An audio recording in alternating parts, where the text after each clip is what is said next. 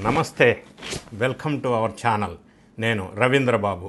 ఆంధ్రప్రదేశ్ రాష్ట్ర రాజకీయాల్లో జగన్ రెడ్డి గారి వైఫ్ భారతీ మేడం గారు కీ రోల్ పోషించబోతున్నారు. వైఎస్ఆర్ కాంగ్రెస్ పార్టీలోకి ఎంటర్ అవుతున్నారు అనే విషయం ఇప్పుడు బాగా చర్చించుకుంటున్నారు. ఎందుకు, ఏంటి, ఏమైంది?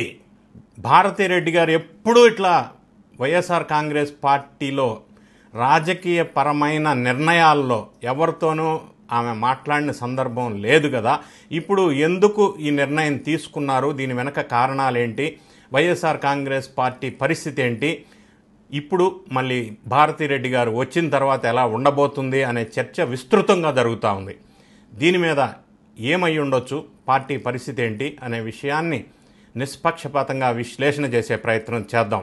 వీడియో చివరి వరకు స్కిప్ కాకుండా చూడండి. నచ్చినట్టయితేనే లైక్ చేయండి, మీ ఫ్రెండ్స్కి షేర్ చేయండి, ఛానల్ సబ్స్క్రైబ్ చేసుకోండి. భారతీ మేడం గారు వైఎస్ఆర్ కాంగ్రెస్ పార్టీ ముఖ్య నాయకులతో మాట్లాడుతున్నారు అన్న వార్త కొంతమంది విశ్లేషకుడు ఏమి ప్రస్తావిస్తున్నారు అంటే, ఎప్పుడూ లేదు కదా, ఇప్పుడు ఎందుకు వస్తున్నారు భారతీ మేడం గారు, రాజకీయమైన పెనుమార్పులకి ఈ నిర్ణయాలకి కారణం ఏంటి అనే చర్చ తెరపైకి వస్తే, నా ఒపీనియన్లో భారతీ మేడం గారు ఇంతకు ముందు కూడా గతంలో వైఎస్ఆర్ కాంగ్రెస్ పార్టీ పరిపాలించిన 5 సంవత్సరాల కాలంలో కూడా ప్రధానమైన నిర్ణయాల్లో కీలక పాత్ర పోషించినటువంటి వ్యక్తి భారతీ మేడం. ఇప్పుడు కొత్తగా ఈరోజు వైఎస్ఆర్ కాంగ్రెస్ పార్టీలో ఏం జరుగుతుంది అని ఆమె ఆరా తీసి ఫోన్ల ద్వారా తెలుసుకుంటూ ఉండవచ్చు. కానీ గతంలో ఎప్పుడైనా కూడా ప్రధానమైన కీ డెసిషన్స్ తీసుకునేటప్పుడు ఆమె నిర్ణయాలు తీవ్రంగా అక్కడ ఇంప్లిమెంట్ అయినాయి. అంటే జగన్ రెడ్డి గారు తీసుకున్న ప్రతి నిర్ణయం వెనక భారతీ రెడ్డి గారు ఆలోచన ఉంది, ఆ రిమోట్ అక్కడే ఉంది ఇప్పటికీ, ఇంతకు ముందు కూడా అనేది వాస్తవం. ఆ విషయాన్ని మనం గమనించాలా. అయితే ఇప్పుడు ప్రధానంగా భారతీ రెడ్డి గారు చాలామందికి, అంటే కీ పొజిషన్లో ఉన్న వాళ్ళకి ఫోనుల్లో మాట్లాడటం, ఇంకా కింద స్థాయి వ్యక్తులకి వేరే వాళ్ళ ద్వారా చెప్పించటం, అంటే ఏం జరుగుతుంది అనేది ఫీడ్బ్యాక్ స్వయంగా తీసుకుంటున్నట్టుగా సమాచారం. దీని వెనక రకరకాల ఊహాగానాలు వెలువడుతూ ఉన్నాయి. ఏమంటే వైఎస్ఆర్ కాంగ్రెస్ పార్టీ ఇప్పుడు కన్ఫ్యూజన్లో ఉండి డీవియేషన్కి తెరలిపి ఎప్పటికప్పుడు సెన్సేషనల్ డెసిషన్స్ తీసుకుంటూ అగమ్య గోచరంగా ఉన్నటువంటి పార్టీ పరిస్థితిని చక్కదిద్దాలా ఎలా అన్న ఆలోచనలో తల మునకలవుతున్నటువంటి పరిస్థితి మనం చూసాం. మరి కూటమి ప్రభుత్వం ఆదరణ పొందుతున్న వేళ వైఎస్ఆర్ కాంగ్రెస్ పార్టీ శ్రేణులు చాలా ఉద్యమ బాట పట్టినప్పుడు ఆ ప్రజల నుంచి పెద్దగా స్పందన లేకపోవటం ఒక పార్ట్ అయితే, ఏపీ లిక్కర్ స్కామ్లో మరి ఎన్ఫోర్స్మెంట్ డైరెక్టరేట్ ఇన్వాల్వ్ అవటం, జగన్ రెడ్డి గారికి అత్యంత సమీప బంధువులు అనిల్ రెడ్డి, సునీల్ రెడ్డి వాళ్ళని విచారణ చేయటం, వాళ్ళని సంస్థల్లో తనిఖీలు చేయటం, కీలకమైన డాక్యుమెంట్స్ స్వాధీనం చేసుకోవటం, మిథున్ రెడ్డి గారి ఫోన్ని ఫారెన్సిక్ ల్యాబొరేటరీకి పంపించాలని నిర్ణయం తీసుకోవటం, మాజీ ఉప ముఖ్యమంత్రి నారాయణ స్వామి ఫోన్ ఆల్రెడీ ఫోరెన్సిక్ సైన్స్ ల్యాబొరేటరీకి పంపించాలని నిర్ణయం తీసుకోవటం, వీటన్నిటి వల్ల కొత్త విషయాలు వెలుగులోకి వచ్చే అవకాశం ఉంది. అంతిమ లబ్ధిదారుని వైపు ఇవన్నీ కూడా సపోర్టింగ్ డాక్యుమెంట్స్ వెలుగులోకి వస్తాయేమో. మరి అటువంటి పరిస్థితుల్లో జగన్ రెడ్డి గారు లేదా కుటుంబ సభ్యులు అరెస్టు అనివార్యం అవుతుందామని ఒక వార్తలు చక్కర్లు కొడుతున్న నేపథ్యంలో, ఎందుకు అంటే ఇక్కడ దగ్గర బంధువుగా అరెస్ట్ కాబడ్డ విచారణ ఎదుర్కొన్నటువంటి అనిల్ రెడ్డి కానీ లేదా సునీల్ రెడ్డి కానీ వీళ్ళ సూట్ కేసు పేపర్ కంపెనీస్లో జగన్ రెడ్డి గారి మేడం భారతీ రెడ్డి గారి పేరు కూడా డైరెక్టర్గా వాటిల్లో ఉన్నట్టుగా, వాళ్ళు మరి భారతీ సిమెంట్లో కూడా డైరెక్టర్స్గా ఉన్నట్టుగా కొంత లింక్ ఎస్టాబ్లిష్ అయింది అని ఒక ప్రచారం జరుగుతూ ఉంది. ఎన్ఫోర్స్మెంట్ తనిఖీల్లో బయటపడినట్టుగా చెప్తా ఉన్నారు.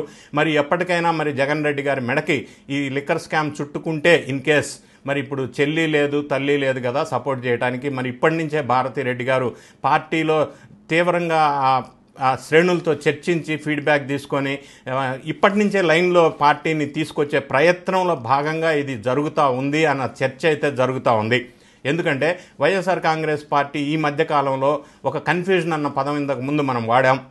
వారు అసెంబ్లీకి వెళ్లకుండా, మరి అసెంబ్లీకి వెళ్ళకపోయినప్పుడు జీతాలు, అలవెన్సెస్, ప్రోటోకాల్స్ అనుభవిస్తూ అనర్హత వేటు వేసే అవకాశం ఉంది అని చెప్పి ప్రభుత్వంలో ఉన్న స్పీకరు, డిప్యూటీ స్పీకరు, మంత్రులు పదే పదే హెచ్చరిస్తున్న నేపథ్యంలో మరి శాలరీస్, వేజెస్, అలవెన్సెస్, ప్రోటోకాల్స్ అన్నీ అనుభవిస్తున్నప్పుడు all the YSR Congress Party MLAs will be treated as a public servants. అయితే పబ్లిక్ సర్వెంట్గా ఎప్పుడైతే వీళ్ళు ట్రీట్ చేయబడతారో వీళ్ళందరికీ కూడా section 17A of prevention of corruption act 1988 attract అవుతుంది.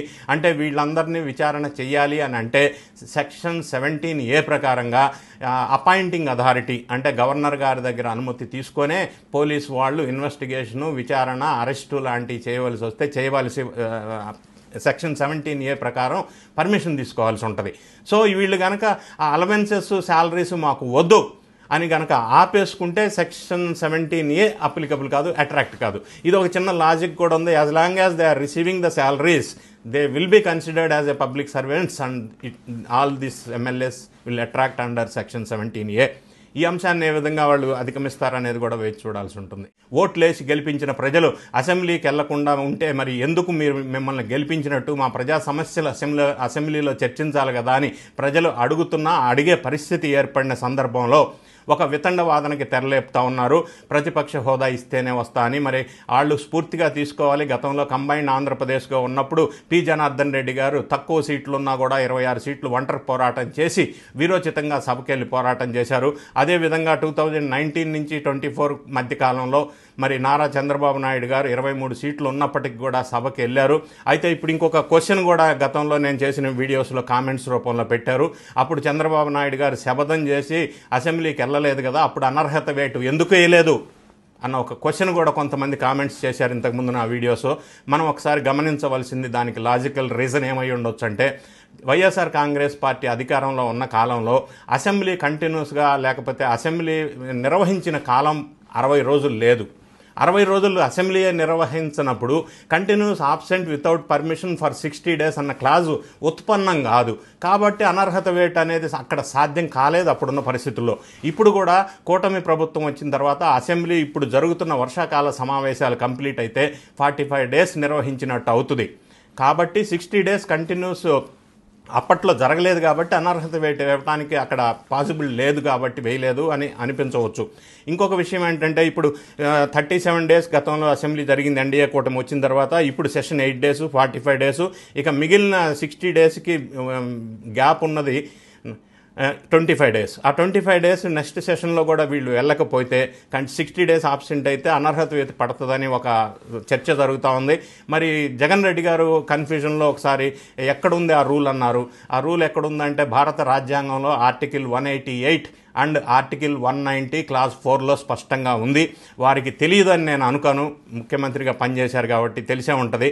ఇంకొక విషయం వాళ్ళు అడుగుతున్నారు, మాట్లాడటానికి గంటలు టైం ఇవ్వాలనేది. ఏ పార్టీకి ఎంత టైం ఇవ్వాలి అనేది ఆ పార్టీ యొక్క సభ్యుల సంఖ్యను బట్టి బిజినెస్ అడ్వైజరీ కమిటీలో ఒక డెసిషన్ తీసుకొని ఆ క్వశ్చన్ను బట్టి అది స్పీకర్ గారు నిర్ణయిస్తారు. అంతే తప్ప ముందుగానే మాకు ఇంత టైం అనేది ఫిక్స్ అనేది బయట వీళ్ళుండి అడిగితే స్పీకర్ గారు సమాధానం ఇచ్చే పరిస్థితి ఉండదు. It is to be discussed and decided based on the subject question and it will be discussed in the business advisory committee meeting. అన్నీ తెలిసి కూడా ఎందుకు ఈ విధంగా చేస్తున్నారో తెలీదు. మరీ ముఖ్యంగా జగన్ రెడ్డి గారు ఈ మధ్య మాట్లాడుతూ అనర్హత వేటు పడే అవకాశం ఉంటే అందరూ రాజీనామాలు చేస్తారు అని ఒక సందేశాన్ని ప్రజల్లోకి వదిలారు. ఆ విధంగా వాళ్ళ పార్టీ 10 మంది ఎమ్మెల్యేలతో మాట్లాడినప్పుడు వాళ్ళు కొంత ఆందోళనకు గురైన సందర్భం మనకు తెలియవస్తూ ఉంది. ఎందుకంటే ఇప్పుడు రిజైన్ చేసి మళ్ళీ ఎలక్షన్లో ఫేస్ చేయటం అంటే చిన్న విషయం కాదు. గెలుస్తారో లేదో తెలియని పరిస్థితి కూటమి అధికారంలో ఉంది కాబట్టి మరి మళ్ళీ ఓడిపోతే ఈ ప్రజాధనం వాళ్ళకి పైసలు బాగా లాస్ అవుతాయి. ఎందుకు ఎలక్షన్కి వెళ్ళాలి అని ప్రజలు క్వశ్చన్ చేస్తే సరైన సమాధానం ఉండదు. కాబట్టి ఈ మెడికల్ కాలేజెస్ సబ్జెక్ట్ తీసుకొని మెడికల్ కాలేజెస్ ప్రైవేటైజేషన్, అందుకే మేము రిజైన్ చేసి పోరాటానికి దిగామని ఒక వ్యూహంతో కూడా వాళ్ళు ఆలోచన చేస్తూ ఉన్నారు. కానీ ఇందులో కూడా ప్రజలు ఆదరించే పరిస్థితి ఉండదు. ఎందుకంటే మెడికల్ కాలేజెస్ ప్రైవేటైజేషన్ చేయట్లేదు. పబ్లిక్ ప్రైవేట్ పార్ట్నర్షిప్ ఇనిషియేటివ్లో భాగంగా భారతదేశంలో నేషనల్ హైవేస్ అన్నీ కూడా గవర్నమెంట్ దాన్ని నిర్మించలేదు. ప్రైవేట్ వాళ్ళు నిర్మించి ఆపరేట్ చేసి మెయింటైన్ చేస్తున్నారు. కాబట్టి అది ప్రైవేట్ ఆస్తి కాదు, గవర్నమెంట్ ఆస్తి. National highway authority of India వాళ్ళ ఆస్తి. అలాగనే పబ్లిక్ ప్రైవేట్ పార్ట్నర్షిప్లో design, built, finance, operate and transfer ఈ మోడల్లో ఉంటుంది. అంటే పూర్తిగా ప్రైవేట్ వాళ్ళకి అమ్మేయటం అంటే ప్రైవేటైజేషన్ అంటారు. సో ప్రైవేటైజేషన్ కాదు కాబట్టే ఈ ప్రైవేట్ మెడికల్ కాలేజెస్లో ఫీజులు కూడా గవర్నమెంట్ మెడికల్ కాలేజీలో ఏదైతే ఫీజు ఉందో 15,000 రూపాయలు ఎంబీబీఎస్కి అదే ఫీజు వాళ్ళు అక్కడ కూడా ఉంటుంది. అదే ప్రైవేటైజేషన్ అయితే వాడు 3 లక్షలు 4 లక్షలు ఫీజు పెట్టుకునే అవకాశం ఉంది. ప్రభుత్వ మెడికల్ కాలేజెస్లో ఇప్పుడు ఏదైతే రిజర్వేషను ఈ కోటా ఉందో అది కూడా అక్కడ సేమ్ ఉంటుంది. రోగులకు అందుతున్న ఫెసిలిటీస్ ఏమున్నాయో అవి కూడా అక్కడ సేమ్ ఉంటుంది. అదే ప్రైవేటైజేషన్కి ఇస్తే వాళ్ళు డిసైడ్ చేసుకుంటారు రిజర్వేషన్ అమలు అవుతాయా లేదా, ఫీజుల విషయం, ఫెసిలిటీస్ విషయం, ఇవన్నీ కూడా. కాబట్టి ఇది ప్రైవేటైజేషన్ కాదు, పబ్లిక్ ప్రైవేట్ పార్ట్నర్షిప్ ఇనిషియేటివ్ అనేది భారతదేశంలో అన్ని రాష్ట్రాల్లో సక్సెస్ఫుల్ మోడల్గా ఉన్నటువంటి విషయం కూడా మనం గమనించాలా. ఫర్ ఎగ్జాంపుల్ హైదరాబాద్లో మెట్రో ట్రైన్ అది public private partnership initiative, Hyderabad airport కూడా ఇటువంటి పెద్ద ఎత్తున ఇన్వెస్ట్మెంట్స్ ఉన్నటువంటి ఇనిషియేటివ్స్ అన్నీ కూడా పబ్లిక్ ప్రైవేట్ పార్ట్నర్షిప్లో అయితే త్వరగా డెవలప్మెంట్ అవుతుందని ఒక సక్సెస్ఫుల్ మోడల్ని ఇంప్లిమెంట్ చేయాలి అని అనుకుంటున్నారు. కాబట్టి దాన్ని ప్రైవేటైజేషన్ అని ప్రజల్లోకి రిజైన్ చేసి వెళ్తే మళ్ళీ గెలవటం అనేది పెద్ద ప్రశ్నార్థకంగా ఉంటుందన్న విషయాన్ని కూడా గమనించాలా. ఇంకొక విషయం, ఇందులో ఈ 10 మందిలో కొత్తగా ఎన్నికైన ఎమ్మెల్యేలు కూడా ఉన్నారు. వాళ్ళు కొంతమంది ఒక 5గురో 6గురో కలిసి గంపగుత్తగా పార్టీ మారితే లెజిస్లేటివ్ పార్టీ అర్హత కూడా ఇది వైఎస్ఆర్ కాంగ్రెస్ పార్టీ కోల్పోయే అవకాశం ఉంది. అది కూడా ఒక డేంజరస్ సిచ్యువేషన్ ఉంది. ఇప్పుడు వీళ్ళు ఎమ్మెల్యేస్ ఒప్పుకుంటారా లేదా అనేది కూడా ఆలోచించాలా. జగన్ రెడ్డి గారు మళ్ళీ ఈ మధ్యకాలంలో మాట్లాడుతూ అందరూ రిజైన్ చేస్తాను, నేను ఎంపీకి పోటీ చేస్తాను, కేంద్ర బలగాలు సమక్షంలో ఎన్నికలు పెట్టాలా అని అన్నారు. ఎలక్షన్స్ ఎప్పుడైనా ఏ స్టేట్లో జరిగినా కూడా పారామిలిటరీ ఫోర్సెస్ వాళ్ళు ఉంటారు. వాళ్ళ ఆధ్వర్యంలో, వాళ్ళ ఆధీనంలో, వాళ్ళ సెక్యూరిటీ బందోబస్తు మధ్య సహజంగానే అసెంబ్లీ ఎలక్షన్, పార్లమెంట్ ఎలక్షన్ జరుగుతుంది. మరి ఈరోజు ఈయన కొత్తగా కేంద్ర బలగాలు సమక్షంలో ఎన్నికలు జరగాలని ఎందుకన్నారో తెలీదు.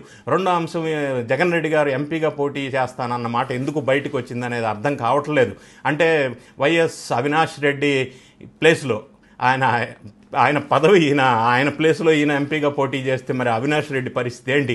మరి ఎంపీగా పోటీ చేస్తానన్న మాట ఎందుకు వచ్చింది? ఇంకొక అంశం, ఆయన మాట్లాడుతూ మీరు అసెంబ్లీకి వెళ్తే వెళ్ళండి, పెద్దిరెడ్డి అన్న లీడ్ చేస్తాడన్నాడు. మరి ఆ పెద్దిరెడ్డి రామచంద్రారెడ్డి గారు లీడ్ చేసేది లేదు, గైడ్ చేసేది లేదు, ఆయన సపోర్ట్ చేయట్లేదు, ఆయన వెళ్ళటానికి సుముఖంగా లేరన్న వార్తలు వచ్చినాయి.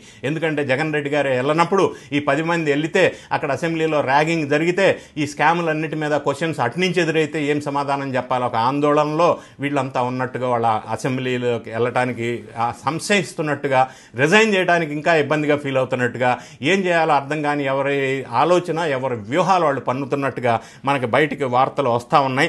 ఏదేమైనా కూడా వీళ్ళు ఏం నిర్ణయం తీసుకుంటారనేది కొంత చర్చ జరుగుతుంది. ఎందుకంటే ఈ నెల 18 సెప్టెంబర్ 18న ఎమ్మెల్యేలు, ఎమ్మెల్సీస్తో ఆయన తాడేపల్లి ప్యాలెస్లో కొన్ని చర్చలు జరిపారు.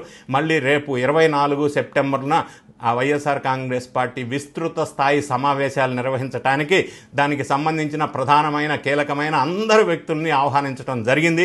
ఆ సమావేశంలో ఏదైనా కీలక నిర్ణయం తీసుకొని రిజైన్ చేయాలా ప్రైవేట్ మెడికల్ కాలేజెస్ అన్న నినాదంతో వెళ్తే ప్రజల్లో ఇబ్బందికరమైన అనుభవం ఎదురయ్యే అవకాశం ఉంది. అది సక్సెస్ఫుల్ డెసిషన్ కాదు.